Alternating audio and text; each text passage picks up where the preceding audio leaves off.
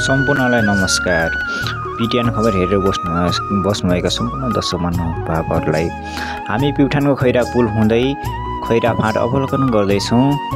जुन दृश्य देखिरहनु भएको छ, जहाँ हरियाली रमणीय दृश्य भरिएको छ र हामी बाटोमा हिँडिरहेका छौँ र अब हामी पुग्दैछौँ झिमरुक जलविद्युत आयोजनामा एकछिनपछि है गाइज। बाटोमा हिँडिरहेका छौँ, दायाँ बायाँ देख्न सक्नुहुन्छ हरियाली बाटोहरू रहेको छ जसमा रमणीय दृश्यहरू रहेको छ। हामी झिमरुक जलविद्युत आयोजनामा आइसकेको छौँ प्युठानमा।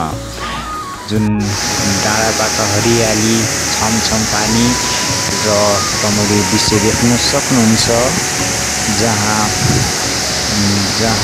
दायाँ बायाँ हरियाली र रमणीय दृश्यको उपत्यकाभित्र जलविद्युत आयोजना छ, जहाँ हरियो पानी सहित वरिपरि डाँडाहरू पनि देख्न सक्नुहुन्छ।